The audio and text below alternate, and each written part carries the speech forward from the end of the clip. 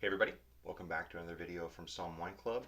I'm Sean, and what I've got for you today is the 2021 Vasse Felix Filius Cabernet Sauvignon from Margaret River in Western Australia. I love Vasse Felix. I just think that these wines are so iconic, so representative of the region, and for good reason, I guess. Vasse Felix is the founding winery of Margaret River. In 1967, they were the first winery to set up commercial operations in Margaret River, and for over 50 years now, they've been the benchmark for Margaret River Cabernet Sauvignon and Margaret River Chardonnay. That's what they specialize in. They do a little bit of Shiraz, a little bit of Sauvignon Blanc, and they've got some other complementary varieties planted like Merlot and Malbec and Pied Verdot. But Chardonnay and Cabernet Sauvignon is where they have really kind of made their mark on the world wine scene. Filius is Latin for male offspring or son, and it is their younger, more approachable version of Margaret River Cabernet Sauvignon. So it is a great wine to introduce you to the wines of Vasse Felix. It's coming from a single vineyard called Adams Road in the northeast part of Margaret River, a little further away from the water, a little further away from the ocean there. So it has little less influence from the breeze and the cool kind of water off of Western Australia, which means the site is a little bit warmer, the fruit is a little bit more generous, the tannins are a little bit more supple, and the wine is just a generally slightly more approachable when it's young version of their standard Margaret River Cabernet Sauvignon, which does not mean that it is not delicious. It does not mean that it is not complex. This wine is extraordinary, especially for a wine of this price point. And so I'm excited to share it with everybody. I love Cabernet. I know I don't put a lot of Cabernet Sauvignon in the box, and there is a reason for that. A lot of times the wines aren't ready to drink.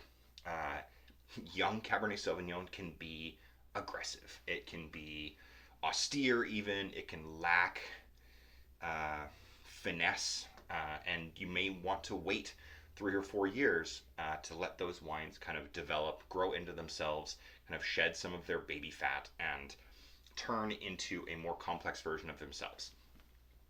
So, that being said, I know that most people drink the wines when I put them in the box, so I don't want to put something in the box that people aren't going to be able to enjoy at its best right away. This is not that. This is a style of Cabernet Sauvignon that is approachable and delicious right out of the gate. This is the 2021 vintage, and it's coming from South Australia, or Western Australia, so you are 6 months ahead of the Northern Hemisphere in terms of harvest and production. So this wine will be 3 years old in the spring. So that at that point, I think that it is reasonable to say that this wine is in a really great place to drink. And even now, kind of just shy of that 3-year mark, I think this wine has incredible potential, especially with food. It has a savory edge to this youthful fruit character, which we'll see when we actually taste it.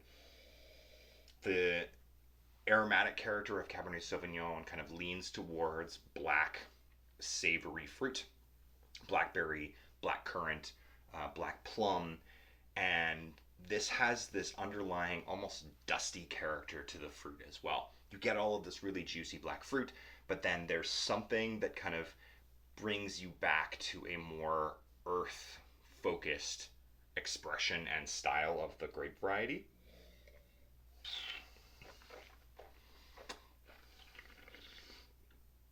They're using a mix of 1 to 5 year old oak here. So there may be a barrel that goes in here that's new, but they're kind of using this to get some of the older oak, and they don't want to add a ton of oak flavor because, like I said, this wine is about expressive, fruitful, youthful character, and you don't want to throw a bunch of new oak at that and kind of mask that juicy, generous aromatic.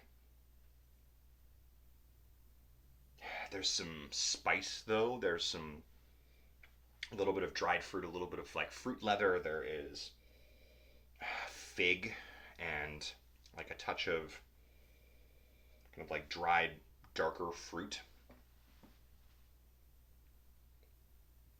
There's like clay, there's wet earth, there's leaves and sticks and brush and a little bit of almost I I always struggle to I don't want to like put an idea out there. It's like, yeah, there's eucalyptus in Australia, so it smells like eucalyptus, but this does have a kind of slightly resinous green herbaceous character to it, which is natural for Cabernet Sauvignon. Cabernet Sauvignon and the related grape varieties in the family have a chemical called pyrazines, which can often present as green, herbal, vegetal even.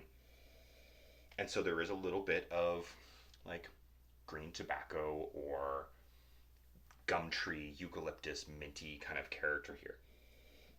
But like I said, I don't want to be like, yeah, it's Australian Cabernet. It's obviously going to smell like eucalyptus. No, that's not what we're saying here. But you can use your kind of imagination and let the wine take you to a place. So just because you say something green doesn't necessarily that means that it's that particular characteristic. Just a disclaimer.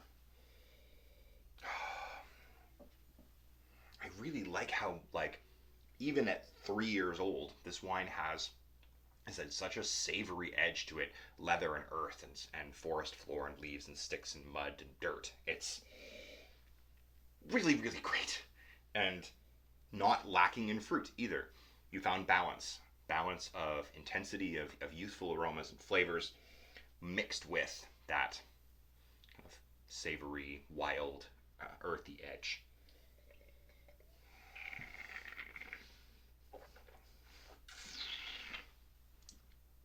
That has no right being that delicious. I mean, it has every right being that delicious because it's really well made, and they've done a spectacular job of capturing the spirit of Margaret River Cabernet in a package that's approachable for people, and in a way that people can drink it and people can enjoy it, and you can share it with family and friends, and you can talk about how the founder of the winery got into falconry for a short while, and that's why the little icon of the label, the Vasse Felix logo, is a falcon. And there's history and there's story and there is an eccentricity to this wine, and that's what makes these stories about the world of wine so interesting and so fascinating and so delicious to enjoy this kind of bottled artwork.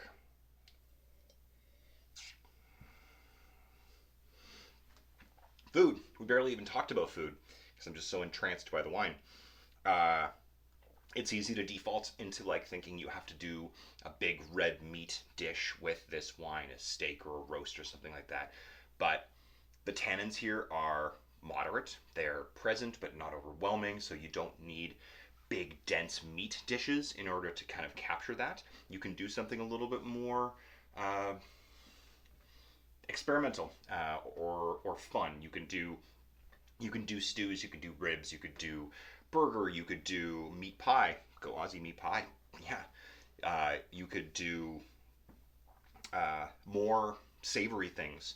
The Australians love beetroot on their burgers, so take that idea and do like a beef and beet borscht, beet stew with all of that richness of the really great beef stock and chunks of stew meat and potatoes and beets, and that will really play off of the savory character here while giving you a chance to enjoy the wine and see it do something that people don't usually do with Cabernet Sauvignon.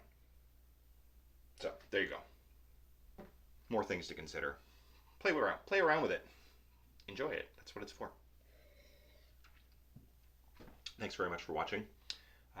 We'll see you all next time, and until then, drink well.